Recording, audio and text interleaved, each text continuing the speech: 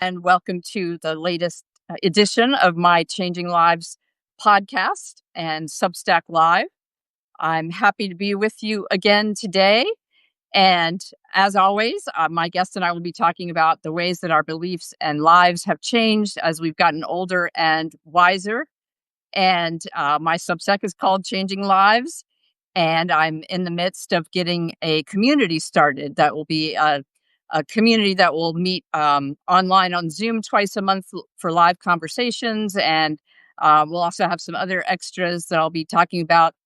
But anyway, the first free gathering is going to be on September 7th on Zoom. So if that appeals to you to just have honest conversations about what's going on in the world, how it's affecting us, and what we can each do to make our own lives and the world better, then please sign up at bit.ly/changing lives Zoom, all one word. Anyway, enough about that. I want to invite my guest today to introduce herself and tell you a little bit about her Substack. Go for it. Yeah. Well, hi. I'm so happy to be here. We talked about it for a while and we finally made it happen. My name's Lori. I go by Lori Boone Browning, partly because that's the name I grew up with, but also because my Substack is called Least Famous. And everybody kind of puzzles over it, but we're all busy, so we don't necessarily hone in. I am literally the least famous person in my family. So I came by that name as sort of a joke and sort of a little honing device into what my Substack is about, because I grew up in an interesting environment of being in Pat Boone family and also Debbie Boone's sister. And if you're older and like country music, I was Red Foley's granddaughter, Country Music Hall of Fame. So there are a lot of threads into public industry entertainment that I was not really that much a part of since I grew up. So I was raised in that environment. My sister Debbie was a star for a while. She sang You Light Up My Life. These are things I never wanted to tell anybody. And so now I'm just kind of getting it over with.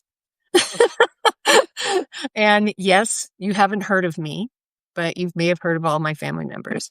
So Least Famous is really, it's a welcoming space for people like me who have felt kind of like failures, not because of where I came from, but because of my own actions.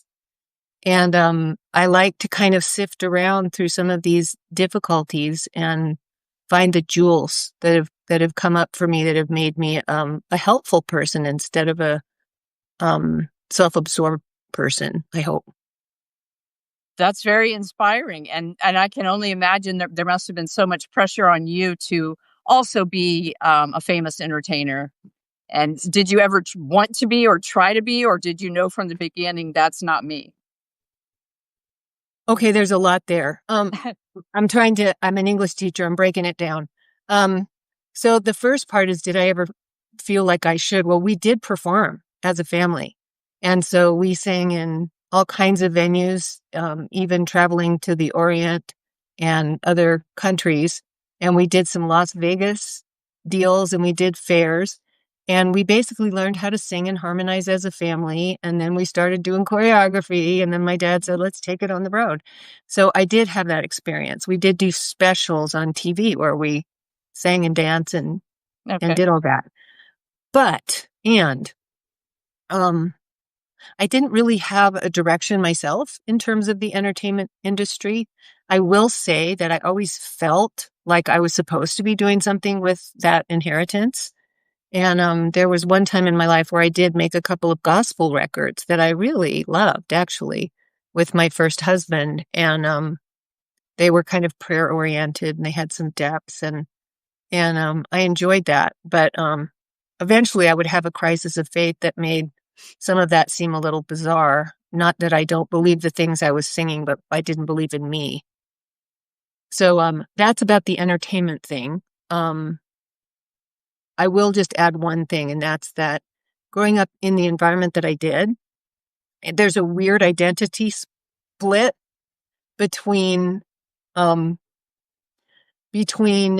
entertainment family, Hollywood, parties, being around so many people. I mean, I met Elvis and the Beatles and, Wow. I had access and contact. I was young, but also my dad, because of his transition into being very public about his faith, ultimately it was kind of like being half public entertainment family and half preacher kid. And so as far as like figuring out who you are, I You got the spun a worst little of on them. both worlds, in other words. I was confused, still am. Oh, hi, Mary. To the A people friend of saying mine's nice there. things in the chat. On Substack, that the chat doesn't stay up very long, and I can't do two things at once.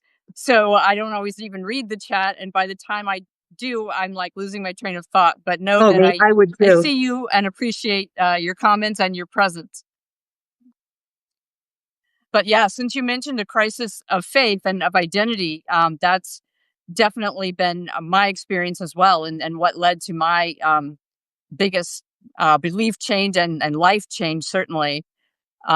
As some of you know, I'm a former pastor, and my husband is too. We were actually co pastors in our latest call at a church in Texas, and were abruptly informed that we were, I should say, asked to resign, and the council wanted us gone within 2 weeks, and they refused to give us any explanation. Our most recent performance reviews had been fine; there hadn't been any big fights, except that this was in the midst of COVID, and my husband and I wanted to follow CDC safety protocols, and the council thought, that was a ridiculous overreaction. And so we resumed indoor worship in July of 2020, before there were vaccines, and a sanctuary with windows that did not open. And, they followed some of the safety protocols, kind of, but we were very uncomfortable with that. And the larger issue was, of course, political, um, because the person advocating that there was no need to worry about the CDC stuff and COVID was no big deal happened to be named Trump, and so it was clear that we were not fans of his, and the council mostly was. This So was the anyway, crossroads. Yeah. long Yeah. story short, that was the end of our jobs, suddenly and unexpectedly. But then we figured, okay, we'll go on and serve other churches, either together or we'll each have our own, as we had in the past. But as we each had interviews, disturbing things would come out about the beliefs of those churches and some prominent people in them that we were not comfortable with. The anti-LGBTQ policies and beliefs, and just hate in general towards anyone who didn't share their narrow beliefs. And so we each separately decided we couldn't, in good conscience, continue our careers as pastors. And it was also a belief shift of sorts, because we were increasingly uncomfortable with the the exclusivity of Christianity, the claims that Christianity was like the only valid religion and you had to accept Jesus as your Lord and Savior to be saved. And Yeah. even though we were in a progressive denomination that didn't really teach that, as it was just increasingly awkward. So anyway, now I Because you were in a leadership role. I mean, yes. you had to lead with that. Yeah. To be in that. There were basic things I was expected to, preach and teach in accordance with. And the irony is that I very much did preach in accordance with the Bible. We had, the assigned lesson for that Sunday, and my sermon was entirely based on it. But people didn't want to hear what, Jesus actually taught and modeled about loving Right. everyone, even your enemies, and treating immigrants as, your neighbors and everyone, and all the things, right? So, anyway, Yeah, like so Jesus, that's why like I'm Jesus now, stuff. Yeah. that's why I'm now a writer and speaker and mental and Mhm. spiritual health coach, so that I can, embrace people of all spiritualities, because I don't think any religion has a monopoly on spirituality or fully understands the divine. And, some people connect with the divine through tarot cards, astrology, new moon rituals, um, being out in nature, which is a big one for me too. Anything can be a spiritual experience, is how I look at it. All of life is spiritual. So Anything you want to Well, add to that? well, I was gonna. I think you did a great job, but you made me think of something that I pulled in case it came up. I wrote this in a book that I've been working on that I can't pitch because it's not out there. But this is just some memes that I had previously to kind of where I ended up, where I am right now so far. And this is a previous kind of wonky way of thinking, that God's poured out on me his unmerited, irrevocable favor. But if I make a mistake, he'll punish me forever and ever. It is my job to know how to be good. And if I don't know how to be good, I may be bad, evil even. Being bad means that I will never be happy or get what I want out of life. Being good also means I may never get what I truly desire. So either way, I'm screwed. And this is the last part. The Bible is your roadmap, and it's your responsibility to decode it, reconciling the paradox and the cultural references, along with the lack of understanding about the Aramaic language that Jesus probably spoke, as well as the culture that defined the context of the lessons. Your life, along with avoidance of eternity in hell, depends on figuring all of this out. Yeah. And I So, would add, yeah, that's where I was. yeah, for women, it also very much has to do with sexuality. I think Yes. the one of the most harmful Christian teachings is the whole idea of men can't help themselves; they have these lust, and so it's up to women not to tempt them or lead them on, or dress provocatively. It's the woman's fault basically for the man's actions. It And breaks my heart for the U2 community, that that really went out on a limb, to try to make some changes. Mhm. And I feel like that's still a perception. That's still a perception that if anything goes awry, it's my fault. And Yep. also just the whole morality thing in general being skewed into one set of rules. Um, I really think Jesus was sort of a rule breaker at large. I mean, he worked really hard at that, honestly. Mhm. He, I agree. came at all of those rules, and just said, but you say this, but I say, you say this, Yes, but I say. And, the rules just don't get us where we want to go. The law doesn't get us where we want to go. It's love.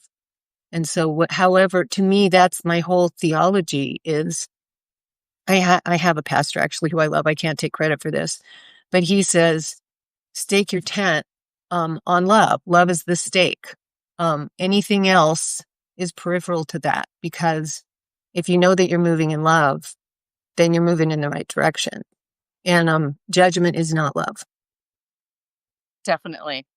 And self-judgment is equally not love. That for me, that has also been a huge struggle. Is I have a brutal inner critic, still do. I've just Right. learned how to have conversations with that critic, and when I get into those horrible negative thought spirals about how awful I am and how I know better now, so why aren't I doing better all the time, and all kinds of things. I get out of those thought spirals sooner now, and I'm able to, Yeah.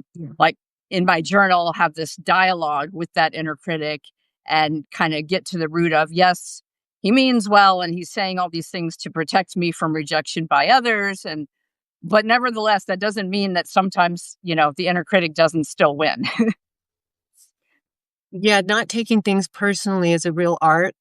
And even further than that, being able to hear what's underneath, what sometimes just feels like cruelty and accusation. I don't tolerate meanness, but I've had many people say hurtful things to me, and I used to just shut down because I was so wounded I couldn't take anymore. Um, but I'm starting to be able now to be able to kind of listen underneath. I think it was Thich Nhat Hanh, maybe, that had a book on anger. Am I right about that? Does that sound familiar? I'm not sure. I know his name, Or and I admire him greatly, but I couldn't tell you, specific contents or book titles or. I think it was Thich Nhat Hanh, but the idea underneath it, I mean, that response that I read in the book was, "Oh, my darling, I hear that you're suffering when anger is hurled at you." And, to me, that's the ultimate in nonviolence. I'm not trying to protect myself. I'm trying to have communion with this other individual. Now, don't get me wrong. I have been abused. And so I'm not saying that's cool. Right. We have boundaries and we can use them. But, anger represents something. So yeah, just learning how to have the self-esteem to stand in a room where somebody's saying something unkind and try to mine into, where are we here? What's the basis of this conversation? What can we still talk about? How can we break through? And the interesting thing for me is that I'm rarely deeply hurt by someone else's criticism, which is great. That's why I'm able to write That's online about awesome. like my deep dark mental health secrets and all of my personal Mm, issues without shame now. Um, but the flip side that's is that I good. still have that internal voice from young childhood on of whenever you dare to question anyone basically that's an authority figure, then you're bad or you're at least not good enough. Like I was the high achiever, not the only one. I'm the oldest of 6 kids, but I was the straight A student, teacher's pet, closer to my teachers than to my peers. But I was expected to have straight A's all the time by my parents. And so I had one report card with all A's except for one C. And it was all about, that one C and I could do better. Oh, thank you, Dr. Right, Bronx Rice, who putting in the chat, right. Anger, Wisdom for Cooling the Flames is the book title. Yes, yes, thank you.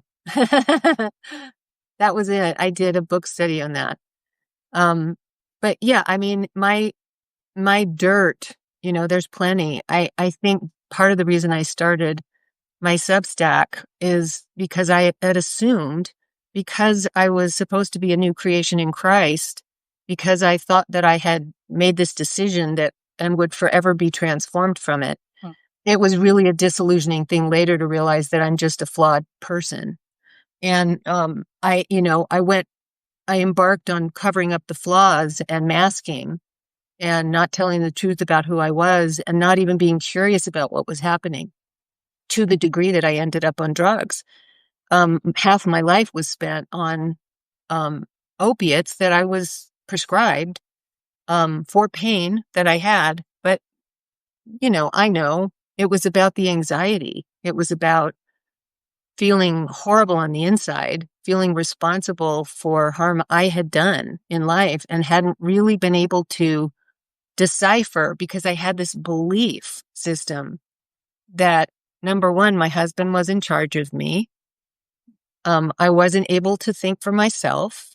Somebody in authority, male, needed to do that for me and give me direction. These are all things that I took in through childhood. And I'm not really blaming my dad or my mom. I think that when you're 6, you're not really getting the whole story. Right. Like, you're making one up. Yes, definitely. And especially even younger than that, a lot of research shows that by the age of 2, so many things Right. embedded that as as beliefs because our brains aren't fully formed yet. And all we know about is I have to survive and these people are my caregivers. So I have to do Right. whatever I need to do to, satisfy them. And if they're not mirroring me and nurturing me and meeting all of my needs all the time, then that's because I'm bad. Right. It's me. It's always going to be me, because that's your frame of reference when you're little. And later, I tried to rebuild. I call it the snow globe. I tried to rebuild the snow globe. First, I got it umbilically through my parents, and then when I kind of went on to my young adulthood, I was still grotesquely immature. I had had no real outside of authority experiences, and so, bless their hearts, they wanted to protect me. But I didn't have a clue. So I built this, like, okay, I'm going to be in my snow globe and it's going to have all this stuff from my parents and I'm going to be safe and it's going to be like that. But it wasn't. And all of this sounds terribly naive, but of course, I'm not having that narrative at the time. I'm having the experience of life crashing because I banked on things that weren't true and weren't possible. And so Yes. the snow globe got a big crack in it. And everything poured out, and I had a big search and about 10 years of numb. And eventually I went to rehab And the big gift of rehab was I let go of the meds. And there I was. It was like me and all those scary thoughts and all those opinions about myself and all my past failures. And now, do I want to go numb again, or do I want to start walking through that process of figuring out who I am, what I believe, what's true for me? And that changed everything. Yeah. For me, well, I had what I called the socially acceptable addiction of um, being a high achiever. That was my drug, is the praise and approval of others. And so, Yeah. I would do whatever it took to get that. And I also was blessed with just natural high intelligence, so I didn't have to work very hard to get the straight A's, even in college. Darn you. I was ADD all the way. I actually was recently diagnosed with ADHD, ironically. And I think one reason that, I never considered that a possibility and no one else did until I was in my mid 50s is because I was such a good student and I didn't need extra time. I was the first one finished with the test and all the things. But now that I've educated Yeah. myself about the other symptoms that no one talks about, the Right. rejection sensitivity, dysphoria, and the Yes. hyper focus, as well as Mhm. the scattered focus, Right. it's been very eye-opening to me and very helpful to have that added awareness of these aren't like deficiencies on my part. These are common struggles for people who have this condition, whatever you want to call it, neurospiciness. um, so yeah, it's been helpful for me. Neurospiciness? Yeah, a What? lot of people are shifting from the term neurodivergent to neurospicy, because I neurodivergent love kind of has a it. negative connotation that, this is normal and you're not normal, right? I agree And who gets to decide 100%. what's normal? There's no normal. There is no normal. And every one of these situations where somebody is called neurodivergent or spice, I like spice. Mhm. In all of those situations, there's amazing gifts. Yes. And I have many of those folks in my family very dear to me. And I think in a way I am one. Um, because I've experienced life from a place of real brokenness. I've had a lot of trauma. I've been on drugs a lot. I'm not talking street drugs. I'm talking opiates, written for me. Not that there's anything different from my story and anyone Yeah. else's, Again, but the more rooms, as socially we call it, acceptable version of it, right? and socially acceptable. Um, but I forgot where I was going. That's another beautiful thing about my brain. All I was going to say is that I think that neuro differences, are absolutely about, multiplicity. There's just abundance. There's abundance of possibilities in the way a mind can work. There's abundance of gifts wrapped into all of these difficulties or around them. And I wouldn't wish some of these things on anybody, but I know that there's not a normal. So we work with it the best that we can. Yeah. And one of my struggles, I have had bouts of severe depression throughout my life. And the worst one Yeah. was when my career as a pastor ended unexpectedly. And my husband and I, both at the same time suddenly had no income, and pastors aren't eligible for unemployment. That's traumatic. Yeah. I mean, everything. And, we lived in church owned housing that was 2 blocks from the church. And like everything at once that could go wrong did in our lives. And we're Mhm. still recovering financially because we have so much credit card debt from trying to survive and suddenly have to pay rent and all the things with no money. Exactly. um, but anyway, yeah. Ooh, So that painful depression shifts. was all about, was what led me ultimately to this reclamation of my authentic self, and the bravery to put out to the world, yeah, these are all my issues, and this is what I used to believe that I don't anymore. And to be get trained as a NAMI support group facilitator, which is Lovely. National Alliance for Mental Illness, because I had been in those groups and benefited from them, and I thought, have too. I've gone I to can them. help other people, not just from, intellectual knowledge standpoint, but from lived experience. And I'm willing to talk about it because I know how much healthier that is. And that, it doesn't just help other people, it helps me heal and remember what I know and release all the shame, because so many other people will say, me too. Yes, absolutely. Yeah, me too. Me too. Um, I was just thinking about, I I actually, this is how my mind works. I think in 5 things at once. I was thinking about how my mother, evolved over time. She grew up in a really volatile home environment. Her dad was a country music singer.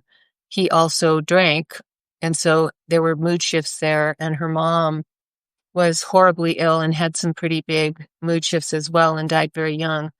And my mom had this sense of kind of there's a monster under the bed. You just got that feeling from her all the time, but we didn't talk about what the monster was. And so somewhere in my history, there's this growing up sensation that, you know, things are scary.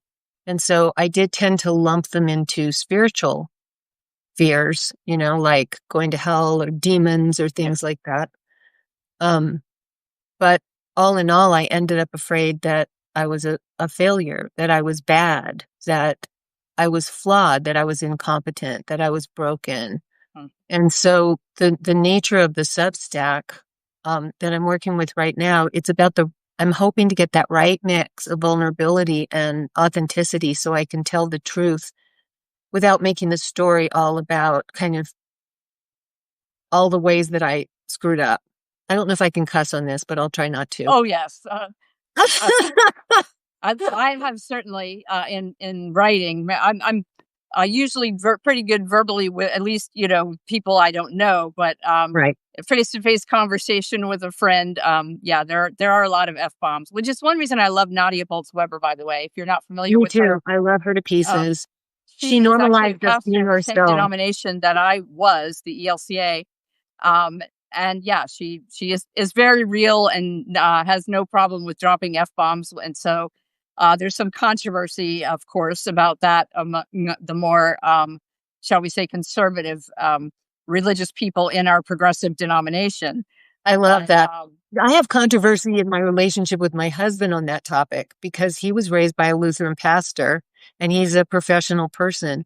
And he definitely thinks there's a place for being one person in your private life and one person in your public life. And for me, as a person who was always public, but covert about who I really was, there's this deep longing to be known, and I don't want to hurt anybody's feelings by being known as someone different than what they're hoping I am. But I can't manage that one. That there are too many people out there with expectations. So, right.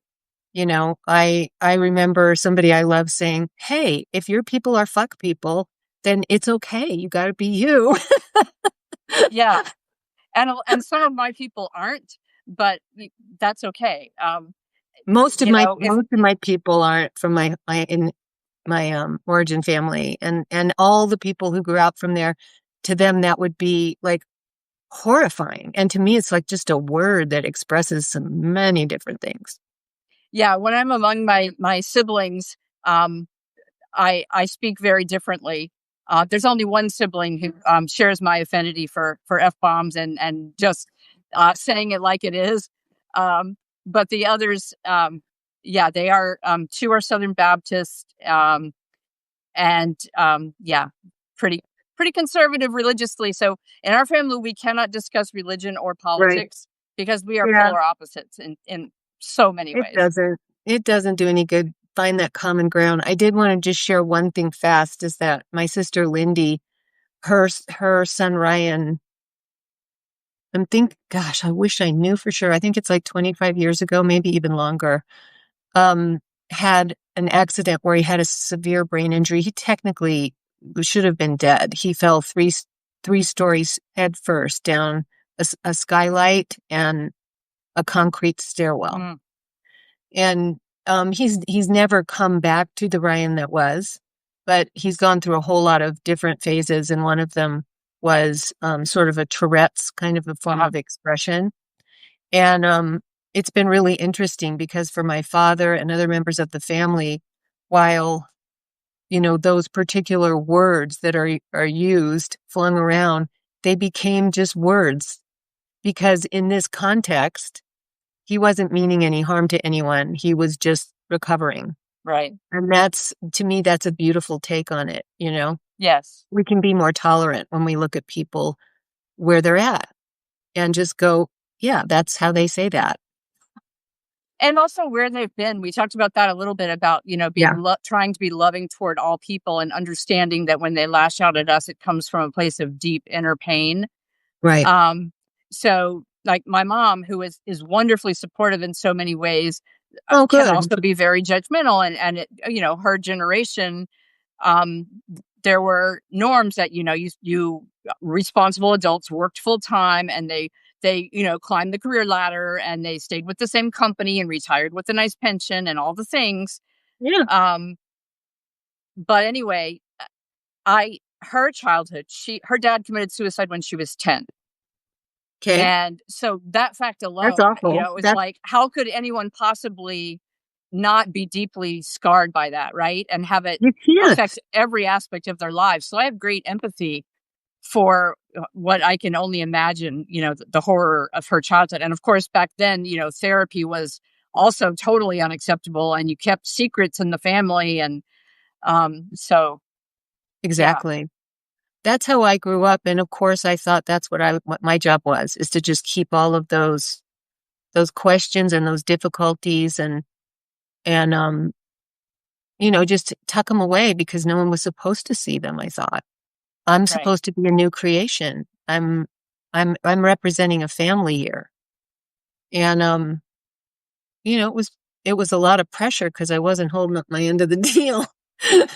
Yeah, Um, and in so many churches, I call it the church face, or that, you right. you go to church, and as you're leaving or as you're arriving, you shake hands and have the superficial "How are you? I'm fine. How are you?" conversations. Everybody's smiling, everybody's dressed nice, Fine, fine, fine. everybody's pretending that their life is great, right?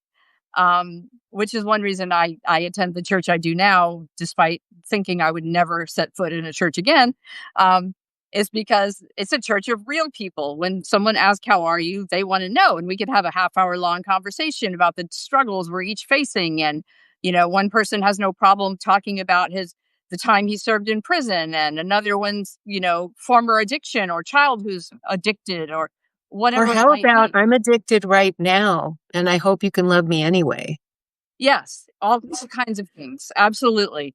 And I was sharing with you before we went live that, the reason that I found this church when I wasn't really thinking I wanted one was, on its website, it has a welcome statement that is very broad, that's like, "Welcome to, um, long-term Lutherans, those new to the faith, those, who do not believe, those of all sexual orientations, gender identities, ethnic backgrounds, marital status, disability, ability, challenge." I mean, it's very broad. And the fact that a church was willing to publicly have that prominently on its website about welcoming all sexual orientations and gender identities. And also, we read it at the start of a worship service every Sunday. And so to me, that was like, okay, Lovely. this church is very different than the one that, forced my husband and I to leave. So it's been When I very think good. about how sad it was for me to feel like I couldn't really be seen and known for myself, and then I think about people who feel like they have to hide so many Yep. very important, significant things about themselves, from a faith structure that's supposed to be their support. Yes. It's And that's one of the hardest devastating. things for people to leave a church like that they've been in for years, and maybe that they grew up in, that their family is still in. And something happens. Either they themselves come out, or they keep it hidden, but they know they're not really welcome if they're their authentic Or self. they die. Or that, yeah. um and there are just so many ways that they get the message that who you are or who you love or Yeah. whatever aspect of you is not okay. So you have to either hide it, or leave the community, or be shunned and condemned. um it's very Someone who heartbreaking. hears, forgive me, I'm very blurty. Um, some of us out here are maybe old enough to remember this. I don't know how many people connect to this, but the altar call song back in Church of Christ when I was my parents went through a lot of changes when I was a kid still in their household. We started at Church of Christ, like no music allowed. I mean, it was like hymns only and kind of strict and formal. And we ended up at like kind of a Pentecostal charismatic vibe. So it was quite the, you know, but I remember the altar call back at Church of Christ was always just as I am. And if you think about the lyrics of that song, it's, I'm trusting you to come as I am and to be accepted and loved. Mhm. And we get that message and we come. And then we're told, okay, now that we have you, be very afraid because who you are is not really okay. Yeah, one And who you wrong are move is not. and you're condemned to hell for all eternity, right? Yeah, that everlasting love turns to everlasting torment. And it's all based on what you do. So look out, and it's just such a threatening, I feel bad because I can hear people who preach the gospel, who believe and believe they're helping people and believe, with all their heart that people need that change. And I agree. We do need to come as we are. We do need to be new creations in Christ. We do need all that, but we need it in a loving, gentle, lifelong process where we can learn at our own pace and know the whole time that we're safe. Yes, I And that's agree. not communicated.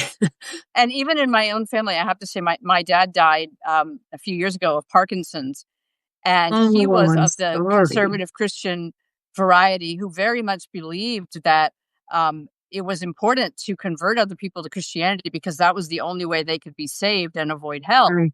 And my brother is an atheist.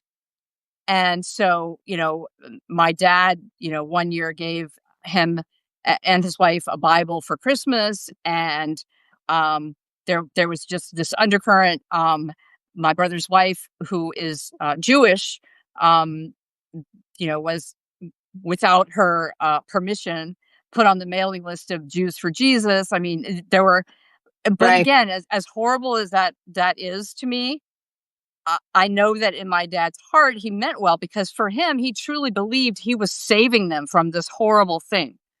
And see, Doesn't that's make what it I mean okay. about compassion. We got to have compassion for those. Yeah, absolutely. Your dad. I mean, I don't know your dad, but I know lots of people like your dad. Uh-huh. And I can't even say for sure they're wrong because I inherently believe that nobody's right. I Yeah, mean, I don't think anybody's right. I don't think I'm right. I don't think any systematic theology is completely right. when it I comes to mean, theology, yes, I would say 100% yeah, agree. That beyond the broad, love everyone, which every great spiritual teacher teaches. I agree. There's, when you get beyond that, it's like different people. It's like the story of the elephant and each blind man touching a different part of the Yeah, yeah. elephant and describing it, and they're completely different depending on which part they're touching. And It's a good story. Yeah. the divine would not be the divine if any human or any one religion could completely comprehend it and explain it in a systematic I way. got my arms all around this elephant. Yeah, that's a good one. I agree. I think it's been really fun talking to you. We have a lot of we've traveled some of the same roads, I think. Although So I what was a led bad you to student. that belief of love after, being having so deeply ingrained in you that idea that, this one set of beliefs is the only acceptable one and you have to, be good Yeah. as we define it or else. What shifted that for you? Um, I think being a failure helped. Identifying with um my own really big mistakes, like not little mistakes. I was unfaithful. I'm talking like I was like this kid stumbling about trying to figure out how to be married, how to be a parent, how to be an adult. I had missed some of the really important concepts, like where was I going Mm. and how do I solve problems based on values? Because the values to a certain point carried me, and then they were very ill defined.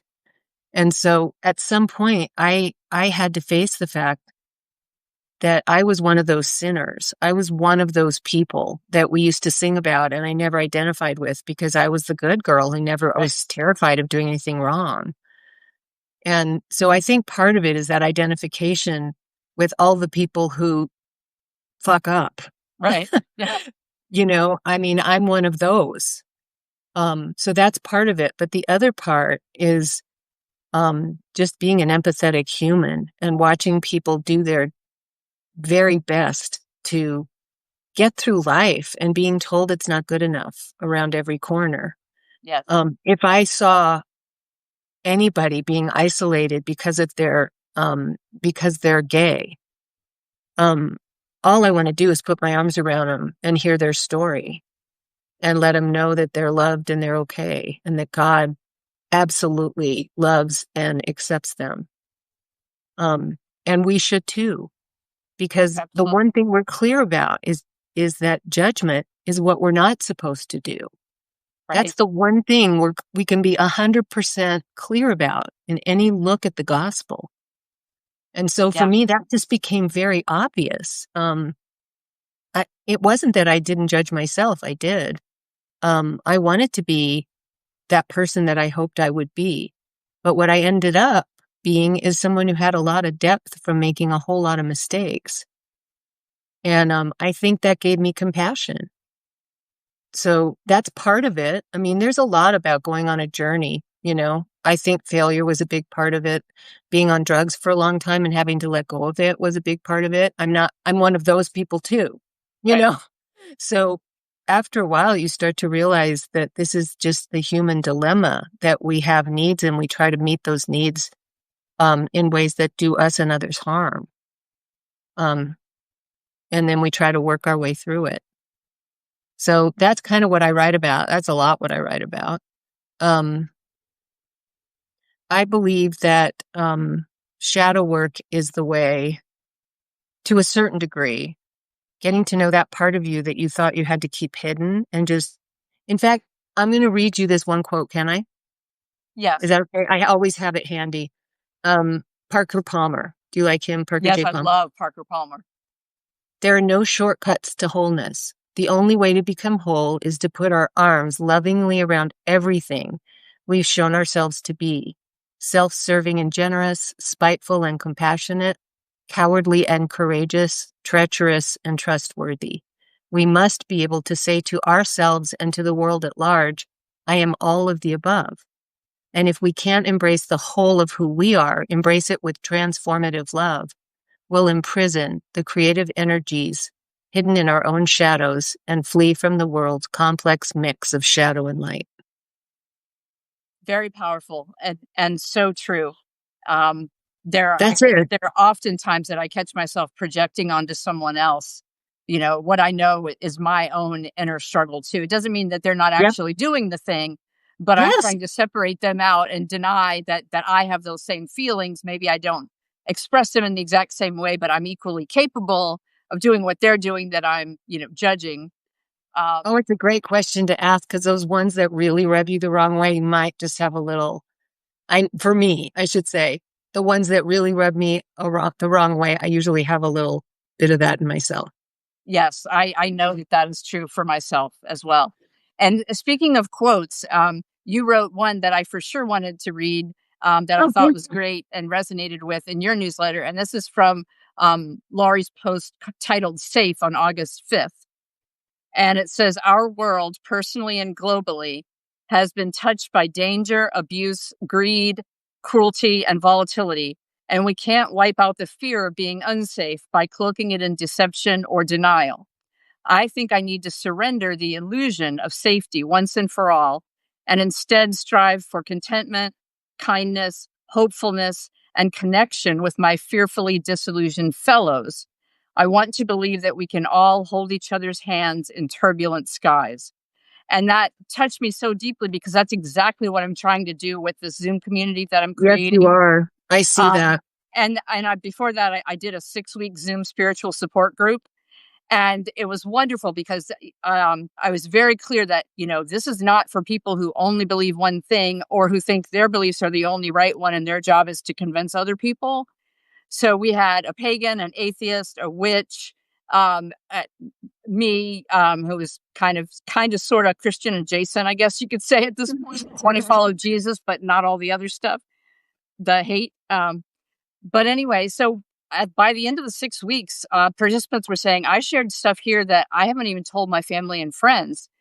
And Um, they said, can we pay extra and keep meeting, because there just aren't safe spaces like this anywhere else. And our polarized society, even people you think or you kind of know, it's like, is it safe to say this because they might believe the opposite and jump on me?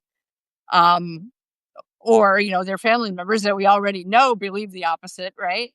well, and So we don't want it's to have a food fight, and we don't want to hurt people we love. right. So there's a reason for some of that, being guarded. But if you can have that close community, for me, it's 12 step. I've gone through a few of those groups, and I'm still very active in it. And for me, that's my community. That's where you can come in and say, wow, this is where I'm at. And it's honest and it's ugly. I often recommend 12-step groups to people that are not recovering addicts. I tell them, go to an open meeting, because this is free, and you will find other people who you have amazing things in common with, even if you don't share their addiction. And it's Right. so healing. And I used to be very active in CODA, Codependence Anonymous, which Uh-huh. is another 12-step group. One And of my journeys. Yeah. I mean, I used to go to 3 different meetings every week, and that was absolutely my support community. And, yeah, I can't say enough good things about 12-step groups. Whether or Yeah. It not just you are teaches you that you can't manage things by yourself. You need community, you need higher power, you need to figure out what that all means for you. And then you need to follow a program because you're on a program now. It may not be good for you. right, You're following programming. yeah. So some And of us any need to addiction is just basically a way to avoid the inner pain, right? And acknowledging, the love that we think didn't get and so. the pain we still carry for that, or whatever other wounds or some current reality that we can't face in our lives. Um, Right. so yeah, that's why 12-step groups are so powerful.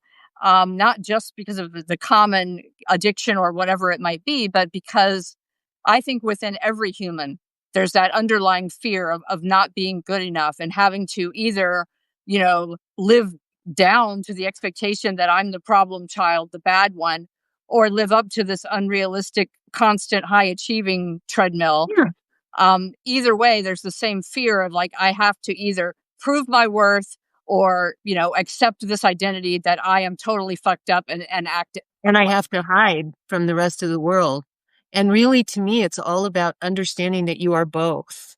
yeah, I'm this person who has these proclivities, right.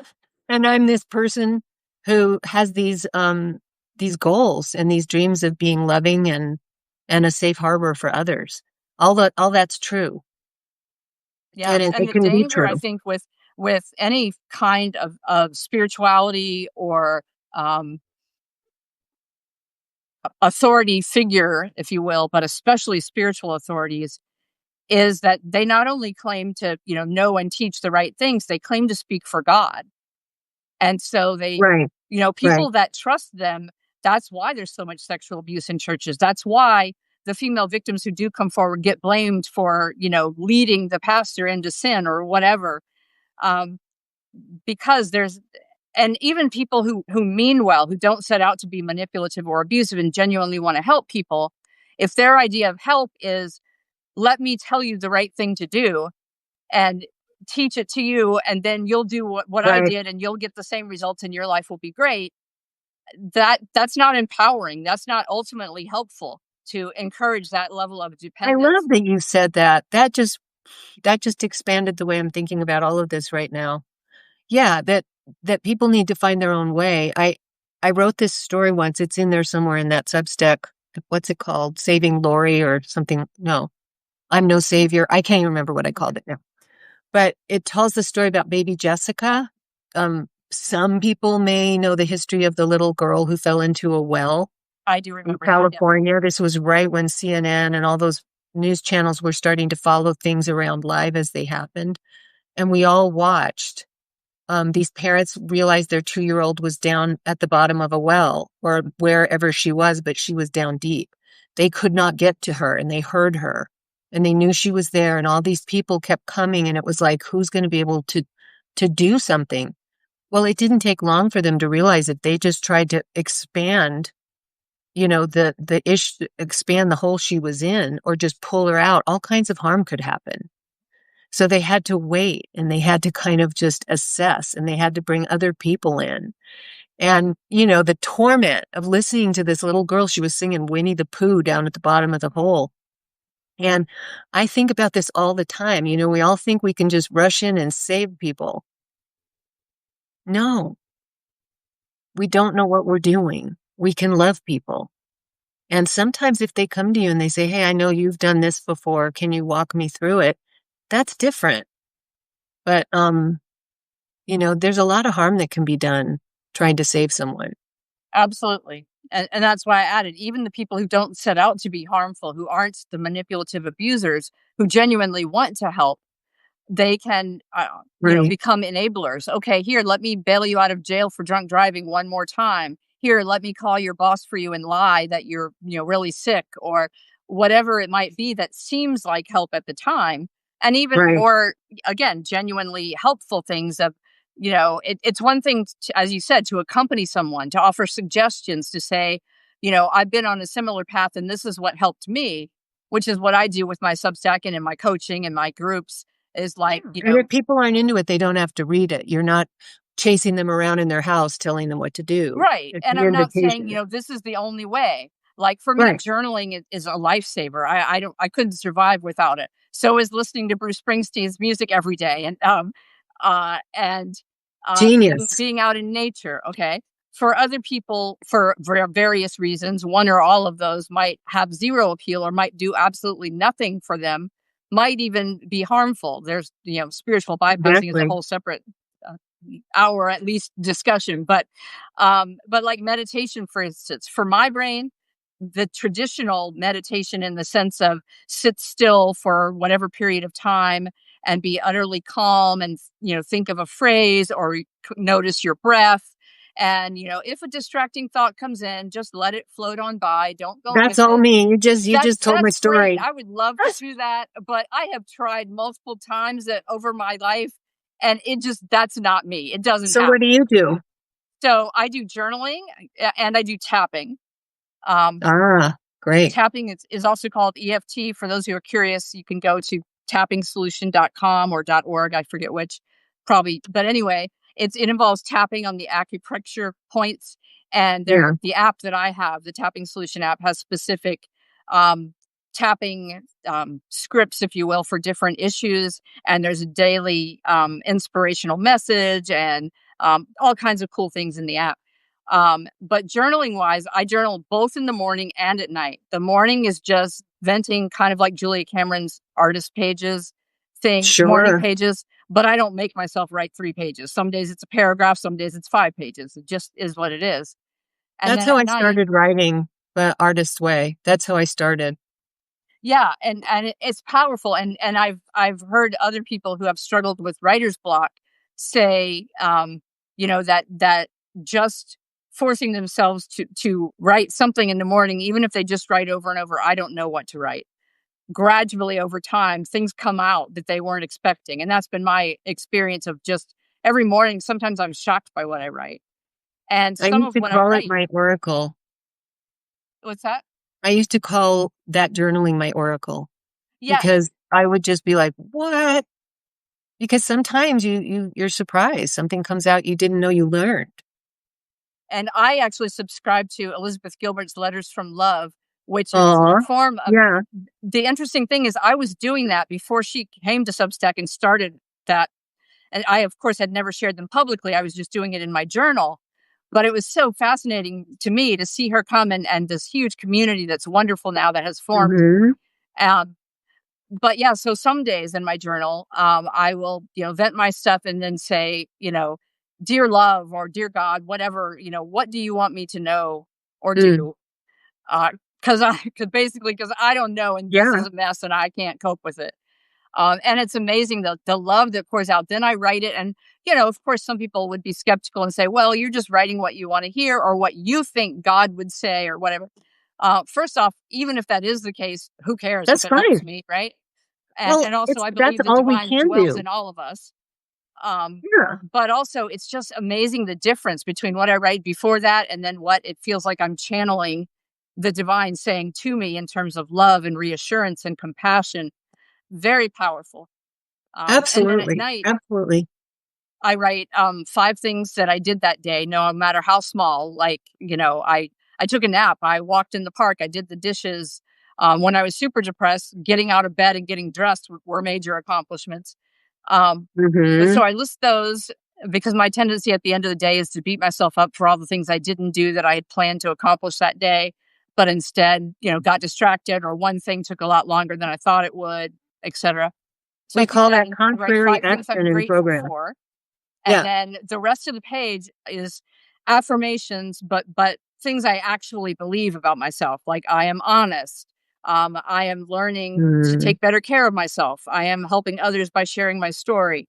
Things like that versus the kind of what I call toxic positivity or bullshit affirmations of, if you believe it, you can achieve it. And, you know, I mean, Yeah. the law of attraction is basically the secular version of the prosperity gospel, which is if you believe the right things, you can have whatever you want in this life. And that sounds great in theory, but sooner or later, you're going to come up against reality that, you're something horrible is going to happen to you or someone you love, no matter how good you think you are, right?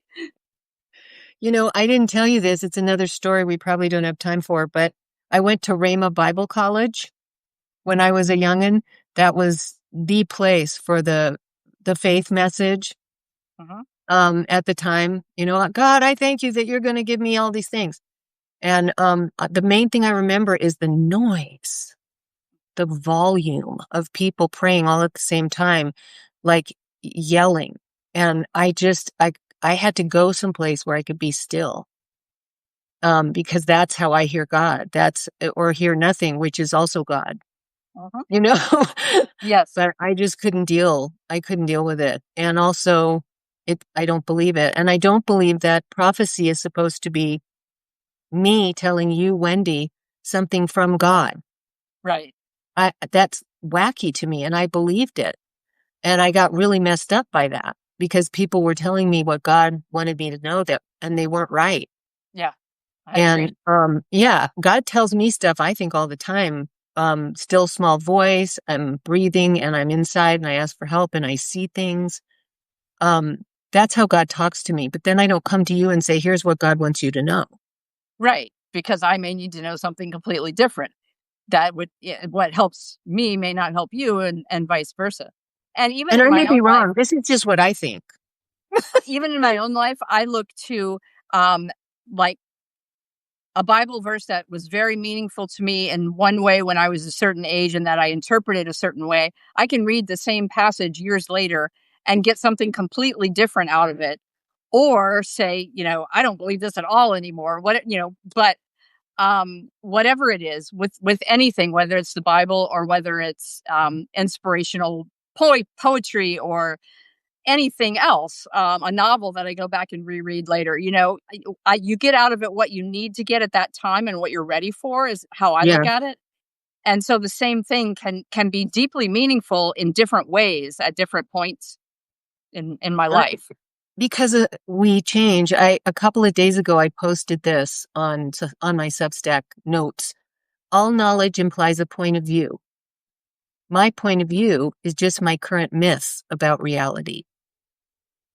Yes, And that's absolutely. William M. Schaefer, just to not steal his words. But Yeah, yeah, it's where you are today is not where you're going to be tomorrow, and you're going to see it different. absolutely. And we have to be ready. I mean, it's so easy to look back and say, if only I had basically known then what I know now, or made this different choice that I would make now. Well, when I was a teenager, I didn't know and hadn't experienced what I have at 56. So of course I did things differently then. I wish we had the Matrix. Just Right. plug in, right? We'd be so productive. Except I don't wish that, because then who gets to program the matrix, right? There's we each have Woo. to have our own. That's frightening. Yeah, I agree that the journey is worth every step if it gets you somewhere where your perspective brings you peace and enables you to love better. And for everyone I know, is certainly for myself, that journey, like, we basically have to hit rock bottom in some fashion before we're ready to fully emerge as our Yeah. authentic selves and give ourselves permission to do or say what we always wanted to, but were told not to, and came to believe was not okay. Um, Yeah. Yeah. I had to go through that severe depression and be forced out of my career before I could decide that I couldn't in good conscience stay in that career anyway and was better off. Isn't that something? You got Yeah, booted and there you sat having to figure out where you were and why. yeah. Yeah. Because we all Yeah. tie our identities to something, whether it's being a parent or a spouse or our career or whatever, And at some point that, we realize I'm more than that, or that identity that I thought was me, or maybe was me for a while, doesn't fit who I am now. And so we evolve. I mean, that's what all living things are meant to do, is grow and change, right? It's all ego anyway. Yeah. I mean, that letting go of that perception of self, it's a journey. Absolutely. Yeah, and we never fully arrive. That's the thing. It's just like, the saying, recovery is a journey, not a destination. Well, all of life is a journey, not a destination. And if it's so easy to say, well, once I have the financial security, or once I lose the weight, or once I get the degree, or once I find the right partner, then my life will be Right. great, or I will be okay, right? Yeah. And yeah, that never Yeah. works. No, resilience comes from having all those experiences. I wish I hadn't hurt people along the way. That hurts. I gotta just accept that and do what I can to make amends, be Yeah. better. And realize that just the fact that you wish that you hadn't, it shows a lot of growth and self-awareness, and um Oh, no that. doubt. Yeah, no doubt. I'm glad for that. Well, this has been a wonderful conversation. I always keep these to about an hour, and then I look up and realize, oh my gosh, it's already been an hour, but I could talk for another two or three more. This um was great. Let's do it again. Let's do it again sometimes. We'll Definitely, have a yes. topic. So maybe in the future you'll be doing Substack lives and I'll be your guest, who knows. um Who knows? But yes, it's been a great conversation as always. And thank you to everyone who watched us live and left wonderful comments in the chat that we couldn't get to and acknowledge. Very much appreciated. I And can't see. oh, you don't get to see the chats on your end, huh? It's kind of invisible is what it is, but that's okay. Yeah, I mean they appear very briefly and then they get invisible and disappear entirely. So it is very hard to keep up with them. It's Yeah, not like, they're written chats like on Zoom where you can go back and scroll and see them. But anyway, thank you all for joining us, and I talk lost you. I don't even next know where I week. am now. I'm going to smile at a blank screen and say thank you, Wendy. Thank you. Bye. Bye.